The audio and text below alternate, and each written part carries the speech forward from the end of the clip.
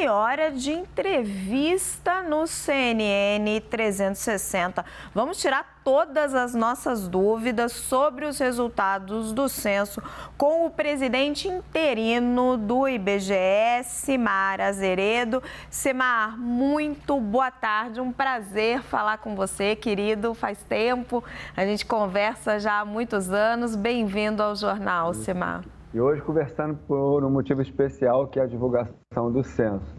Exatamente. Boa tarde a você, boa tarde a todos. Boa tarde. Cimar, essa redução do crescimento, do ritmo de crescimento da população brasileira, ao que vocês estão atribuindo aí no IBGE? É realmente um movimento estrutural que a gente está assistindo, do Brasil está ficando mais velho, ou houve um problema das pessoas não responderem e que atrapalhou a execução do censo e o dado não seria tão grave assim? Não, então, esse fato das pessoas não responderem, isso não afeta o censo. Não afeta por quê? Porque é feito um tratamento estatístico naqueles domicílios onde tem pessoas morando e o IBGE não conseguiu alcançar. Então, nesse caso, não é problema. O que a gente tem que deixar claro, né, que nós estávamos trabalhando com uma estimativa de população construída ao longo de um censo 12 anos de... Então, por exemplo, a gente está falando do último censo. O último censo foi feito há 12 anos. Há 12 anos nós realizamos o último censo. Não fizemos uma contagem no meio da década. Não fizemos o dever de casa. Então, nós estamos aí produzindo estimativas, né, para municípios, sem estar com essa contagem em dia. E isso era uma redução que o IBGE já esperava. O que a gente precisa fazer agora é uma análise demográfica mais profunda, utilizando aí os componentes demográficos, mortalidade, fecundidade e a parte referente à migração, para entender melhor esses resultados. O censo, ele é um censo muito tecnológico, é o censo mais tecnológico da história do Brasil. Nós tivemos aí o acompanhamento desse censo em tempo real. Isso foi muito bacana, porque isso permitiu com que a gente tivesse um controle de qualidade da operação, até mesmo para tomar a decisão. Não podemos encerrar o censo em dezembro. É um censo que era para estar previsto aí 3 meses, demorou 10 meses. E por que demora 10 meses? O que eu faço com 183 recenseadores, a carga de trabalho que eu tenho com 183 mil recenseadores, eu não consigo fazer com 120 em 3 meses. Eu preciso, então, ampliar esse prazo. E foi o que a gente fez. Nós não abrimos mão em momento nenhum da qualidade, nós não abrimos mão em momento nenhum de seguir todos os ritos, né, previstos em manuais da ONU sobre censo de população.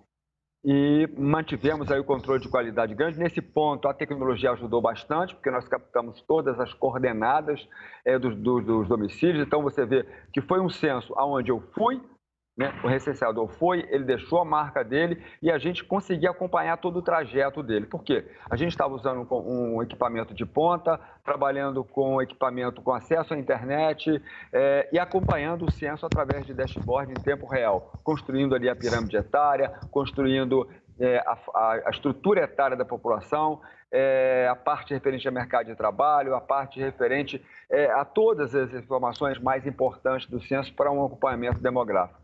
Então, foram 10 meses de trabalho árduo. Fazer censo no Brasil, eu como brinco sempre, não é para amador, porque aqui a gente tem tudo. E em detalhe, não é um censo só, são 5.570 censos. É um censo em cada município.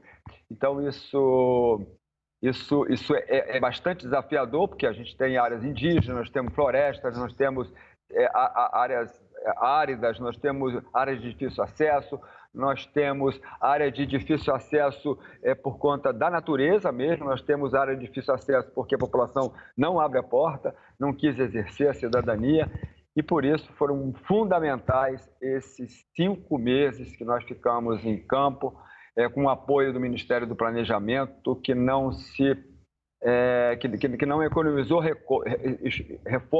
esforços para que o IBGE pudesse concluir esse censo com sucesso. Cimar, chamo para a nossa conversa o Leandro Rezende, que trabalhou nesse assunto o dia todo hoje. Leandro. Presidente, obrigado por estar conversando conosco. Em agosto de 2021, o IBGE estimou a população brasileira em 213 milhões de pessoas. Claro, era uma estimativa. Hoje sai o dado do censo dizendo que nós somos 203 milhões de brasileiros. São mais 2 anos previstos aí de divulgações de dados do censo. O que a gente deve ter para poder entender melhor esse número e por que uma diferença tão grande no intervalo aí de 1 ano e pouco de 10 milhões de brasileiros da estimativa para o que o censo traz hoje de realidade? Então, Leandro, eu não acredito que a gente vai demorar 2 anos para divulgar o censo. Eu acho que da mesma forma que nós conseguimos bater um recorde agora divulgando esse censo em tempo recorde, fechamos ele dia 28 de maio e já estamos com o primeiro resultado divulgado. No final do mês agora vamos divulgar indígena, na sequência quilombola, população de favela. A ideia é imprimir uma velocidade muito forte nessa divulgação. Nós estamos agora, eu estou aqui agora no prédio da Bolsa de Valores, com um grupo de especialistas analisando, né, num fórum de análise dos resultados do censo. É um evento técnico, justamente para isso, para avaliar a cobertura, para avaliar a parte demográfica e a parte geográfica do censo. Nós contratamos especialistas. Simar, nós percebemos ali no censo que Salvador e Rio de Janeiro perdem espaço ali no ranking populacional, né? Eles são cidades que perderam população, tem um processo de esvaziamento. Vocês têm alguma hipótese para isso? Eu acho que eu fiquei fora um tempo, né? Não sei se você retornou já. Você ouviu a minha pergunta? Eu repito ela para você. Nós percebemos ali nos rankings que Salvador e Rio de Janeiro perdem densidade populacional, perdem população. Vocês têm alguma hipótese para isso? Então, você perde, mas o IBGE, ele definiu agora uma nova área de divulgação, que é a área de concentração urbana. Que é aquele entorno, né, espécie de uma área formada por aglomerados urbanos. E nesse aglomerado você percebe claramente um aumento de população dos municípios. E você tem também um aumento dos municípios de médio porte, o que explica esse esvaziamento em algumas áreas onde a população caiu. E caiu em municípios pequenos, caiu em municípios maiores, mas no município de médio porte houve um determinado crescimento. Pode ser que isso tenha a ver com a pandemia. Acho que a gente não pode esquecer, estamos divulgando um censo que foi feito depois de uma pandemia que durou praticamente 2 anos e devastou, né, o país, modificando costumes, modificando a forma das pessoas ir e vir, a forma de morar, a forma de se comunicar, e com certeza isso está refletido nesse censo. Eu acho que a gente vai precisar de um tempinho para analisar esses resultados, entender esses componentes demográficos. Perfeito. Leandro, você quer tirar uma última dúvida?